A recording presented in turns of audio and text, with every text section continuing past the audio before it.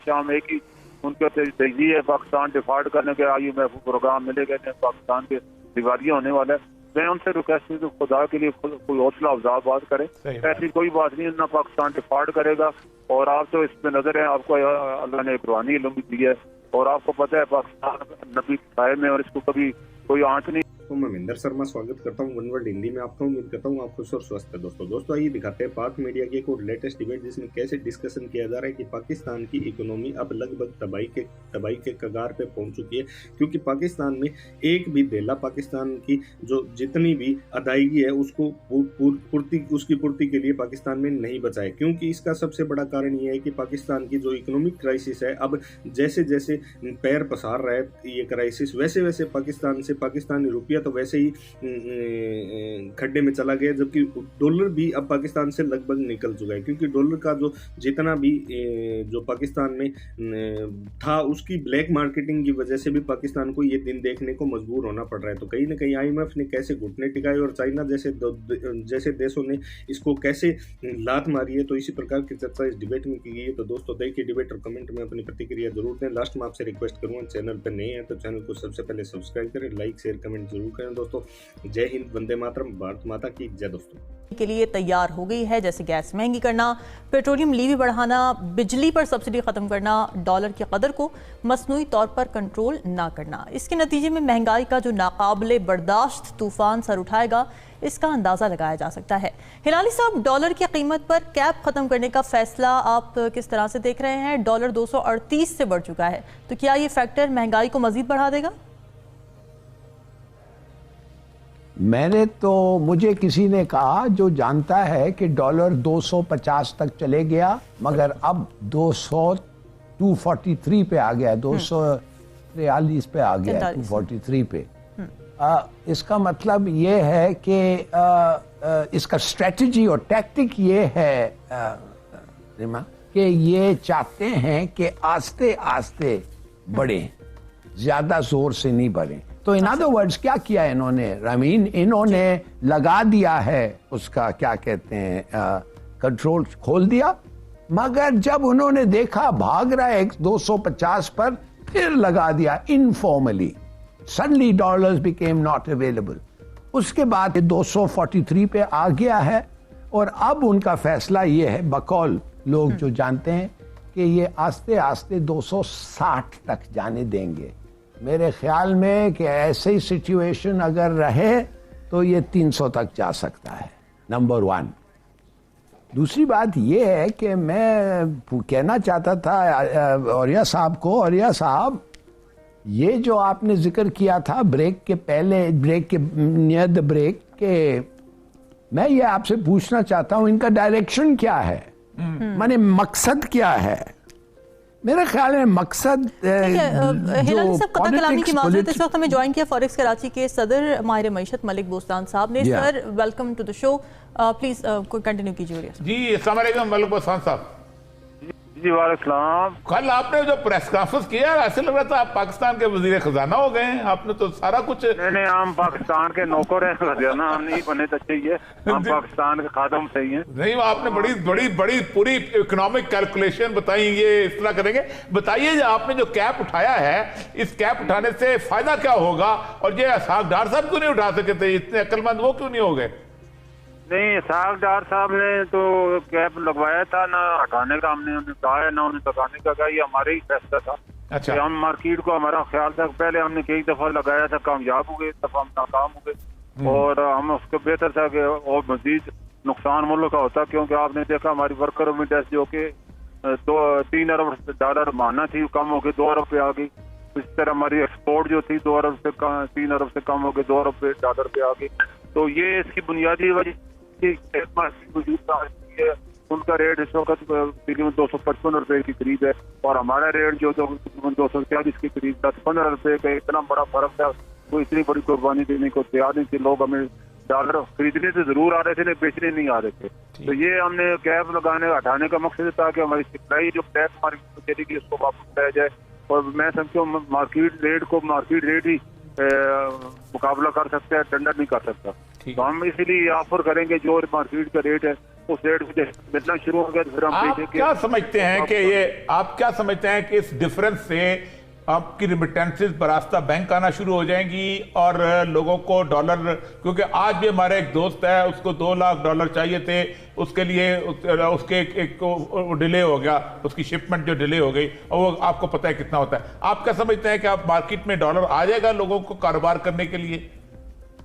Dollar बेहिसाब पड़ा है लोगों के पास, डॉलर की कोई कमी नहीं है। आप देखें, रिकॉर्ड देखते हैं माशाल्लाह, आप हर चीज पे नजर रखते हैं। पिछले 30 साल में जो फिजिकली ऑन रिकॉर्ड डॉलर गया, मैं ऑफ रिकॉर्ड की बात, तो $80 अरब गया है बैंकों से गैर मुल्की बैंकों में, जहाँ पे हमारे कर्जे $130 अरब, $50 अरब फालतू गए। तो इसमें डॉलर की तो कोई कमी नहीं है, मैनेजमेंट की कमी है, एतमाद की कमी है। हम अगर कौम को एतमाद दिलाते हैं, और हमारी कौम को एतमाद हमने देखा है उस वक्त बहाल होता है, और इनको जब कुछ चीज चार्ट होती है तो पूरी हर जिसको भी अल्लाह ने मुल्क से नवाजा है, बजाय उसको वो पाकिस्तान के मुकाबले में करे, वो चीज होल्ड कर लेते हैं, जखीरा कर रही है। मलिक बोस्तान साहब, ये आपने बहुत बड़ी बात की है कि $80 अरब जो है वो पाकिस्तान के बैंकों में यानी पब्लिक के पास मौजूद है, और $50 अरब हमारे कर्जे हैं। तो ये कैसे एतमाद कैसे बहाल किया जाए? ये एतमाद ज़ाहिर पॉलिसी से होता है, गुड गवर्नेंस से होता है, सियासी इस्तेकाम से होता है, जो कि हमारा देखो सैलाब से पहले डॉलर यही 250 से कम हो गए, 200 में खरीदने वाला कोई नहीं था। सैलाब ने सारे किए किराए पे पानी फेंक दिया, उसके बाद हमारी हुकूमत जो है दरअसल अदम इस्तेकाम का शिकार है, सियासत भी और हुकूमत भी, किसी को कोई नहीं पता क्या होने वाला है। दूसरा, हमारे जो माशी तजज़िया नगार हैं वो सुबह शाम एक ही उनके तजज़िया है, पाकिस्तान डिफॉल्ट करने के IMF प्रोग्राम मिले गए थे, पाकिस्तान के दिवालिया होने वाला है। मैं हमसे रिक्वेस्ट है, तो खुदा के लिए कोई हौसला अफजा बात करे, ऐसी कोई बात नहीं, ना पाकिस्तान डिफॉल्ट करेगा।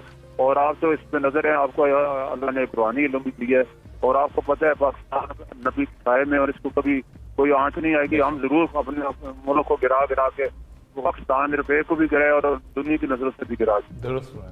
जी लारी साहब, सवाल करेंगे कुछ? मैं इनसे ये कहना चाहता हूं कि आपको पता है कि फॉरेन इन्वेस्टमेंट पाकिस्तान में जो आप चाहते हैं आए और वो डॉलर लाएं, हालांकि हमारे पास, आपने बिल्कुल सही कहा, डॉलर हैं, मैट्रिसेस के नीचे हैं या पता नहीं किधर हैं, सेफ्स में हैं, घर में हैं, प्लैंक्स के नीचे हैं। मगर मैं आपको बता सकता हूं, ये देखिए 4 इरादे हैं इस मुल्क, 4 ये हैं इंस्टीट्यूशंस हैं इस मुल्क में। नैब है, FIR है, FBR है, SECP है। आप मुझे बताएं, ये लोग तो भगा रहे हैं इन्वेस्टमेंट को, ये लोग जो हैं बड़े बिजनेस वाले तो भाग रहे हैं। जी मलिक साहब, जी जी जी बिल्कुल भाग रहे हैं। हमारा जो FPI फॉरेन डायरेक्ट इन्वेस्टमेंट थी, एक जमाने में सालाना $6 अरब थी, जो कि अब माना जो है $50 मिलियन पे आ गई। बहुत बड़ा नुकसान है हमारा, क्योंकि हमारा खुद पाकिस्तानी इन्वेस्टमेंट नहीं करे, बार बार क्यों हमारा पैसा कैपिटल फ्लाई हो रहा है। लड़के हमारे नौजवान, हमारे डॉक्टर, हमारे इंजीनियर, हमारे IT एक्सपर्ट सारे यहाँ से मैन पावर ऊपर बाहर जा रही है। तो हमें पॉलिसी को जब तक हमारे सियासी लीडर जो है रहनुमाई, लड़ाई के बजाय रहनुमाई नहीं करेंगे, बैठेंगे मुल्क की खातिर, इकोनॉमिक क्राइसिस का वक्त है और हमें माशी मादी की जरूरत है। सारे इख्तिलाफ बुलाएं तो किस तरह पाकिस्तान को बचाएं। और इनसे पूछे, ये बिल्कुल सही कहा, इनसे पूछे, ब्रोकरेज फॉरेन बैंक्स निकल गए, ब्रोकरेज हाउसेस निकल गए, आपके अपने लोग निकल गए। बिल्कुल सही फरमाया आपने, क्योंकि अब डॉलर उनको भी, हमारी पॉलिसी भी ऐसी है कि हम उस पर मॉनिटरी नहीं है। हमारा $20 अरब क्रिप्टो करेंसी में इन्वेस्ट हो गया, जाया हो चुका है इस वक्त। हमारे मार्जिन ट्रेडिंग जो कि ब्लैक जो खुले हुए थे फॉरेन एक्सचेंज के, वो तकरीबन 10 से 15 बिलियन डॉलर जो है वो लोगों का उड़ गया उसमें सट्टे में, और उन्होंने उनको ऐसे ख्वाब दिखाए कि वो उनके सारे ख्वाब हार दिए। तो ये भी चीजें हैं जिन्हें कंट्रोल करने की जरूरत है। पाकिस्तान में फॉरेन एक्सचेंज की कमी नहीं, अल्लाह करे हमारे लोग जो है पाकिस्तान में सियासी इस्तेकाम, जिस दिन आप देखेंगे इन्वेस्टमेंट भी आएगी और रुपया भी मजबूत होगा और पाकिस्तान भी मजबूत होगा। ठीक है, मलिक बोस्तान इस वक्त हमारे साथ मौजूद थे, फॉरेक्स कराची के। और ये साहब कुछ उम्मीद की किरण तो दी है उन्होंने, वो कह रहे हैं कि जी मुल्क डिफॉल्ट नहीं होने वाला, और जो मुआशी तज्जिया निगार हैं वो इस तरह की तज्जिया ना दें। वो तो मैं पहले दिन से कह रहा हूँ कि पाकिस्तान डिफॉल्ट कभी नहीं करेगा। उसके बाद एक तो खैर वो डिफॉल्ट नहीं होने देंगे, क्योंकि जब डिफॉल्ट होता है तो आपको री एग्रीमेंट, रीशेड्यूलिंग बहुत कुछ करना पड़ता है। वो नहीं चाहते, वो कहते हैं पैसे ले लो और हमें वापस कर दो, उसमें थोड़े से 5 लाख तुमने देने, 6 लाख ले लो, लाख खर्च करो। असल बात जो उन्होंने पता है क्या की है, उन्होंने ये कहा है कि हमारी जो इंस्टेबिलिटी है ना पॉलिसीज की, उसने हमें किसी कहीं का रहने देगा। कहता है क्रिप्टो करेंसी में $30 अरब ज़ाया हुआ है। ये क्रिप्टो करेंसी की तरफ लोग क्यों गए? सेफ्टी नहीं है, आपके पैसे की सेफ्टी नहीं है। आप बैंक में रखते हैं, वो जो लाली साहब ने कहा मैट्रेसेस के नीचे छुपाए हुए हैं, मैट्रेसेस के अंदर छुपाए हुए हैं, गड़े खोद खोद के रखे हुए हैं ये डॉलर जो हैं। 80 बिलियन पता है पाकिस्तान का पैसा बैंकों में, $80 अरब कर्जा हमारा, $50 अरब। ये क्या है मुल्क, क्या है मुल्क? तो मतलब तो ये मेरा ख्याल है मलिक बोस्तान को सेक्रेटरी का मिनिस्टर फाइनेंस लगा दिया जाए। ये मिफ्ते शिफ्ते और अपना असद उमर और ये जो सागदार है, इनको फारिग करें। ये आप देखें सादा सा आदमी है, मार्केट का आदमी है, कितनी कमाल बातें कर रहा है वो। जी लाली साहब, आर्या साहब थोड़ा सा मैं आपको बताता हूँ कि ये कैसे करते हैं।